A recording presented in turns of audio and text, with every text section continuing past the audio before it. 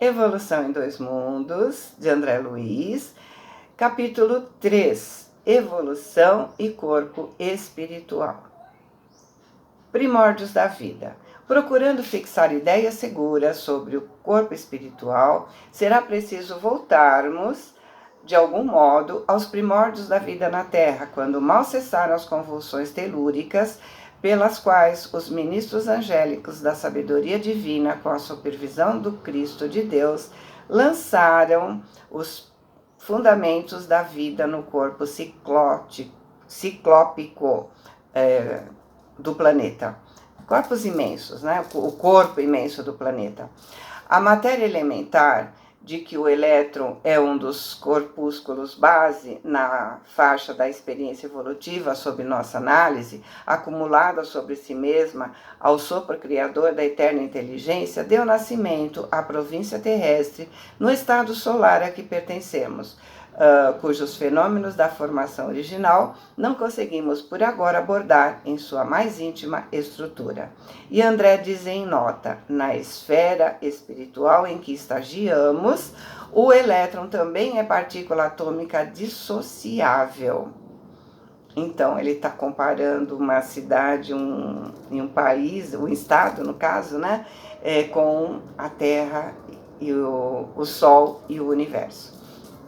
A imensa fornalha atômica estava habilitada a receber as sementes da vida e, sob o impulso dos gênios construtores que operavam no orbe recém-nascido, vimos o seio da Terra recoberto de mares mornos, invadido por gigantesca massa viscosa, a se espalhar no colo da paisagem primitiva. Dessa geleia cósmica, verte o princípio inteligente suas primeiras manifestações, trabalhadas no transcurso de milênios pelos operários espirituais que magnetizam os seus valores, permutando-os entre si sob a ação do calor interno e o frio exterior. As mônadas celestes se exprimem no mundo através de rede filamentosa do protoplasma de que se derivaria sua existência organizada no globo constituído. Então, o que é mônada, segundo o Espiritismo? A mônada também é chamada de presença do Eu Sou. Essa foi a nossa primeira inteligência, a nossa primeira identidade individualizada. Na verdade, são concebidas como átomos espirituais dotados de atividades, substância, força. Deus criou um número infinito de mônadas. Mônadas é um conceito-chave na filosofia de Leibniz. Em seu sistema filosófico, ele diz que a mônada significa a substância simples, algo único, simples. Como tal, faz parte dos compostos, sendo ela própria sem partes e, portanto, indissolúvel e indestrutível. No entanto, cada mônada é distinguível das outras, possuindo qualidades que variam unicamente por princípio interno, visto que, enquanto substância pura, nenhuma causa exterior pode influir no seu interior. Na sua imensa série, as mônadas são em número infinito e não têm nascimento nem morte. Deus criou filhos e filhas num estado espiritual chamadas de centelhas espirituais, individualizadas do Criador ou mônadas. Esse foi a nossa primeira inteligência, a nossa primeira identidade individualizada. São eternas e não há duas mônadas perfeitamente iguais. A sua imensa série se dispõe em escala hierárquica ascendente, contínua, da ínfima mônada até a suprema, Deus.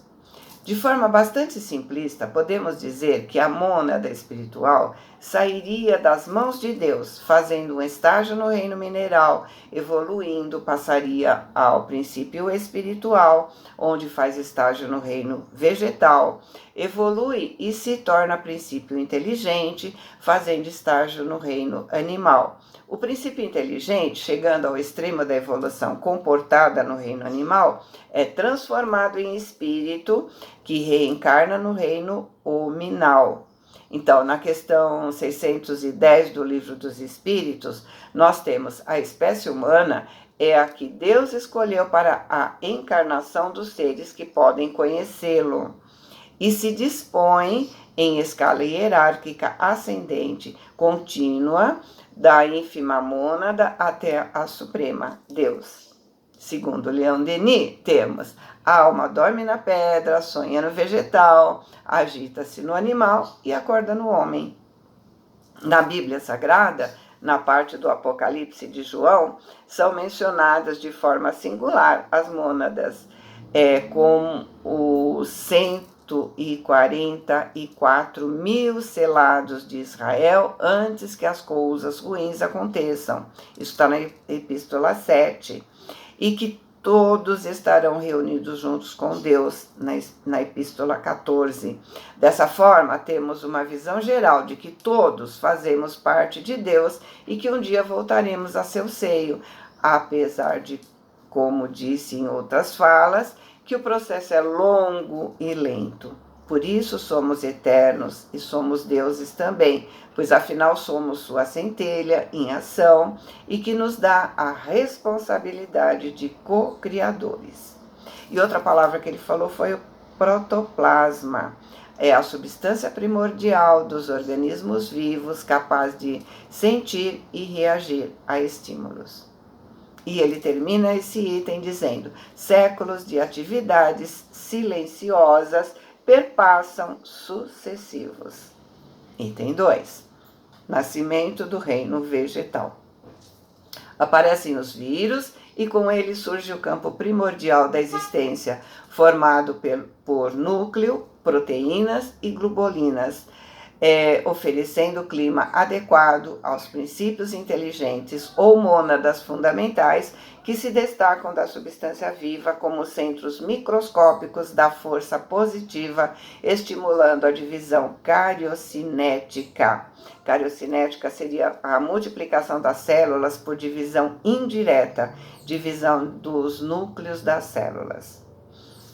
Desde então, as bactérias rudimentares, cuja espécie se perderam nos alicerces profundos da evolução, se evidenciam dissolvendo os minerais na construção do solo, quebrando as pedras para a construção do solo, dividindo-se por raças e grupos numerosos, plasmando pela reprodução assexuada as primeiras células que se responsabilizariam pelas eclosões, quer dizer, pelo surgimento do reino vegetal em seu início. Milênios e milênios chegam e passam. Terceiro, formação das algas. Sustentado pelos recursos da vida que na bactéria e na célula se constituem do líquido protoplásmico, quer dizer, início da vida, o princípio inteligente se nutre agora de clorofila, que é a parte verde dos vegetais, que revela um átomo de magnésio em cada molécula, precedendo a constituição do sangue, de que se alimentará no reino animal. As plantas precisam do magnésio para se alimentar. Nós precisamos do magnésio para nos alimentar. E ele está no sangue. Tá? Continuando. O tempo age sem pressa, em vagarosa movimentação do berço da humanidade, e aparecem as algas nadadoras, quase invisíveis com suas caudas flexuosas, circulando no corpo das águas, revestidas em membranas celulósicas e mantendo-se à custa de resíduos minerais dissolvidos nessa água, né? Dotadas de extrema mobilidade e sensibilidade, como formas monocelulares em que a mônada já evoluída se ergue a estágio superior. Mas são plantas ainda, e que até hoje persistem na Terra como filtros de evolução primária dos princípios inteligentes em constante expansão, mas plantas superevoluídas nos domínios da sensação e do instinto embrionário, guardando o magnésio da clorofila como atestado da espécie. Sucedendo-as por ordem, emergem, quer dizer, surgem as algas verdes como pluricelular, com novo núcleo a salientar-se, inaugurando a reprodução sexuada e estabelecendo vigorosos embates, quer dizer, vigorosas lutas, nos quais a morte comparece na esfera de luta, provocando metamorfoses contínuas, mudanças contínuas, que perdurarão no decurso das eras, em dinamismo profundo, mantendo a edificação das formas do futuro. 4. Dos artrópodos aos dromadérios e anfitérios. Então, artrópodos são aqueles que têm pés articulados, barata, camarão, borboleta, carrapato. Dromatério é aquele animal gigantesco, vegetariano, e o anfitério é o mamífero primitivo, canguru, koala, aqueles que têm bolsa, né? Então vamos lá. André diz: mais tarde assinalamos o ingresso das mônadas, a que nos referimos, nos domínios dos artrópodos, dos exoesqueleto, quitinoso, grosso.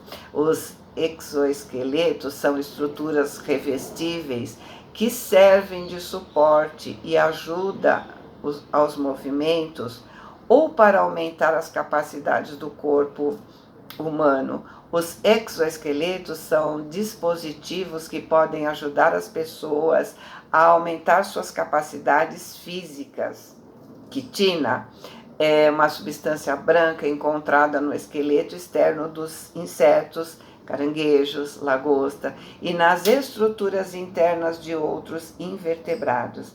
A quitina é um polissacarídeo de cadeia longa que serve como armadura ou parede celular para fungos e artrópodes, incluindo todos os crustáceos e insetos. Começando de novo a nossa leitura, vamos lá? Mais tarde, assinalamos o ingresso da mônada, a que nos referimos nos domínios dos artrópodos, dos exoesqueletos quitinoso, cujo sangue diferenciado acusa um átomo de cobre em sua estrutura molecular, para, em seguida, surpreendê-la, elevá-la à condição de crisálida de consciência, casulo, lembra a borboleta, né?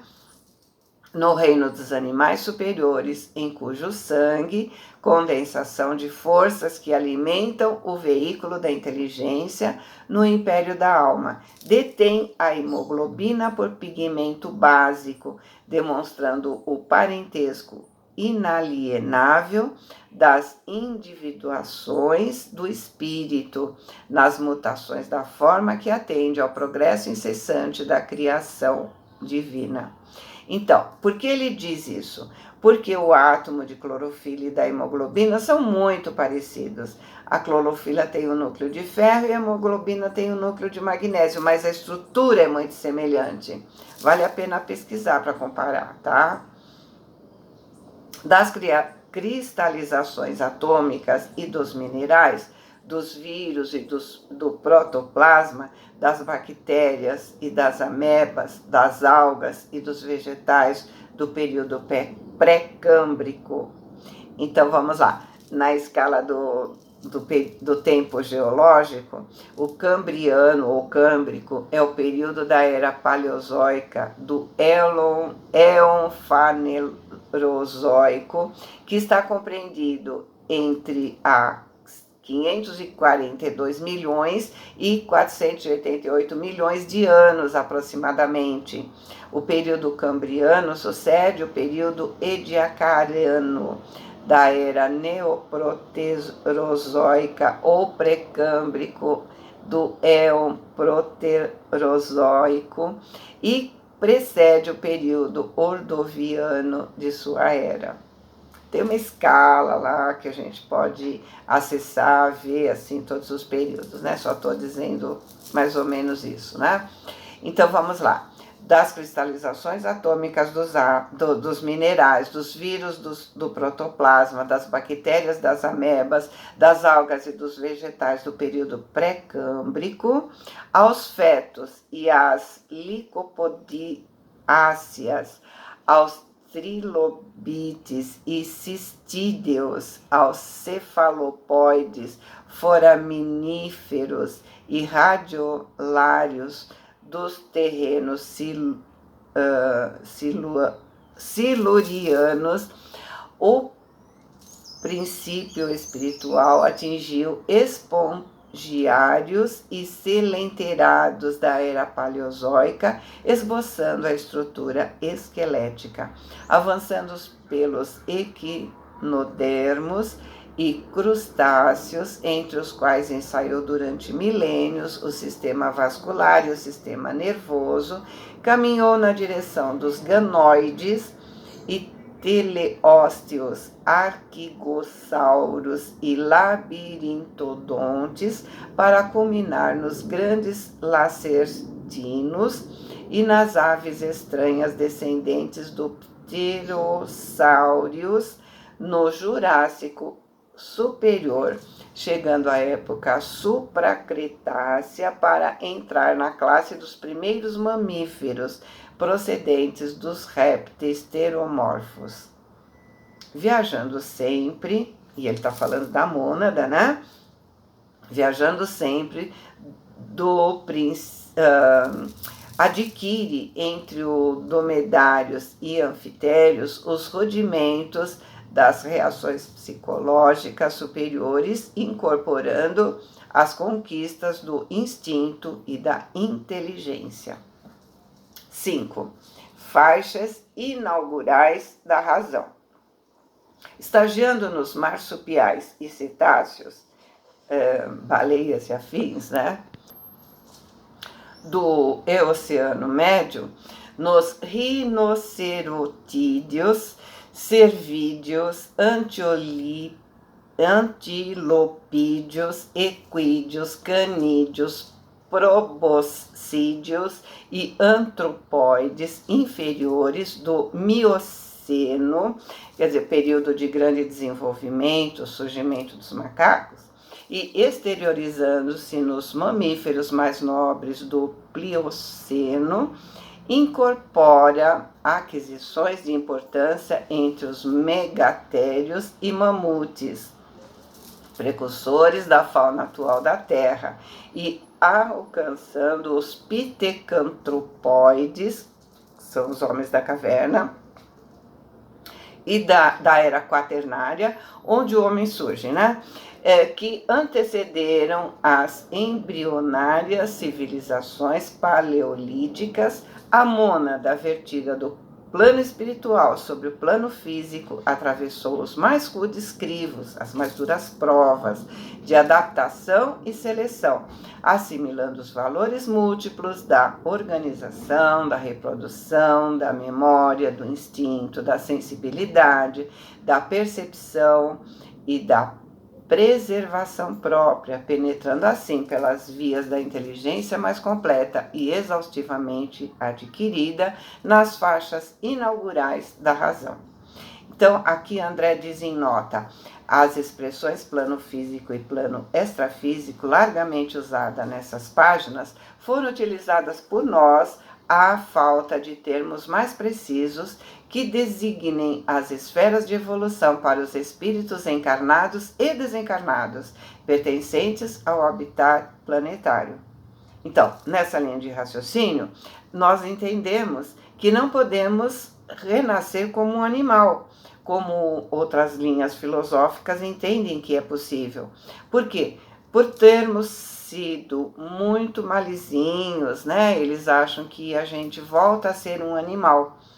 Mas a gente sabe que a evolução não dá saltos, mas também não retrocede. Apesar de vermos, por exemplo, no livro Libertação, né, que a pessoa assumiu a forma de loba, ela não volta a ser loba. É uma sugestão que ela assume temporariamente. E a gente já viu por quê. Quem não lembra, volta lá, é super interessante. E cada vez que a gente volta, a gente aprende mais alguma coisa, né? Alguma coisa que passou, que a gente não deu tanta importância e que agora tem um outro significado para nós, né? Então, vamos lá. 6. Elos desconhecidos da evolução. Porém, compreendendo que o princípio divino aportou na Terra, vindo da esfera espiritual, trazendo em seu mecanismo o arquétipo a que se destina, como a bolota de carvalho, trazendo em si a árvore veneranda, que será de futuro, não podemos circunscrever sua experiência no plano físico, simplesmente considerado, porque, através do nascimento e da morte da forma, sofre constantes modificações nos dois planos em que se manifesta, razão pela qual vários elos da evolução fogem à pesquisa dos naturalistas por representarem estágios da consciência fragmentária, fora do campo carnal propriamente dito, nas regiões extrafísicas em que essa mesma consciência incompleta prossegue elaborando o seu veículo sutil, o perispírito. Então, classificado como protoforma humana, correspondente ao grau evolutivo em que se encontra. É a evolução em dois mundos, físico e espiritual, ou seja, quando volta com a evolução que teve do outro lado da vida. Então não volta exatamente como era antes aqui, mas sim, como era antes, aperfeiçoado. 7. Evolução no tempo.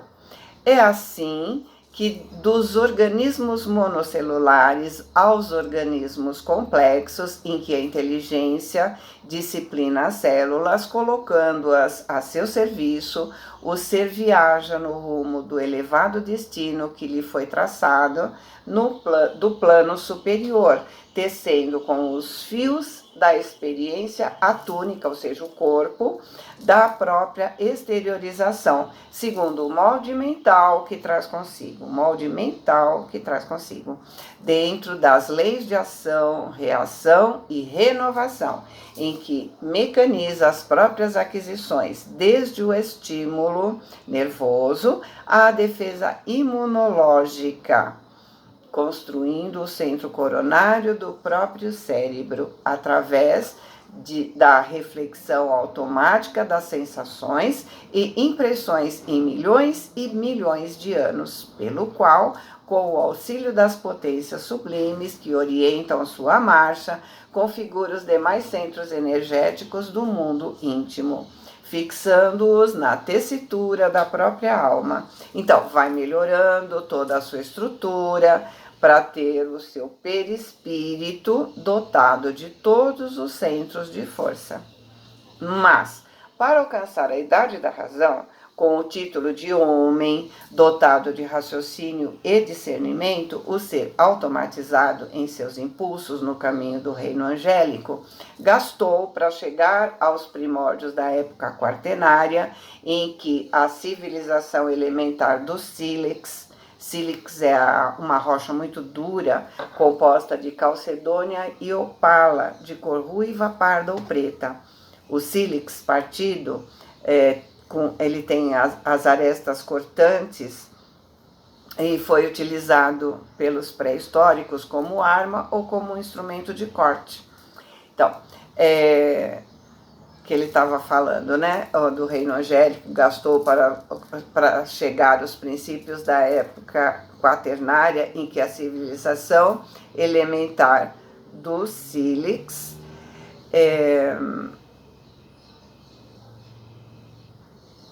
denuncia algum primor da técnica, nada menos de 1,5 bilhão de anos. Isso é perfeitamente verificável da desintegração natural de certos elementos radiativos na massa geológica do globo.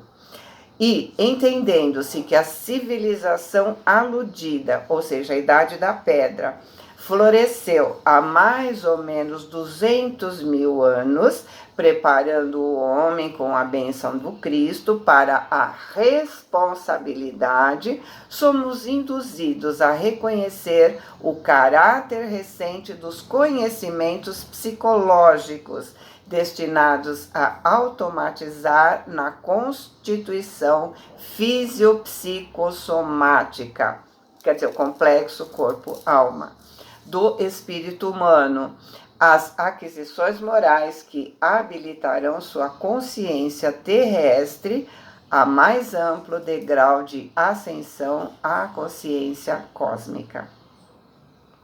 Então, André diz em nota que as presentes estimativas e apontamentos do plano espiritual, apesar das compreensíveis divergências humanas, coincidem exatamente com as observações e conclusões de vários estudiosos encarnados. Apesar daqueles termos que a gente desconhece, ou pelo menos a gente não está afinizados, né? Nós temos aqui uma gênese, né? Um apanhado geral da formação da Terra até nós humanos, né? Isso foi escrito foi psicografado, né, em Uberaba, 22 de janeiro de 1958. Boa semana, fiquem com Deus, amo vocês.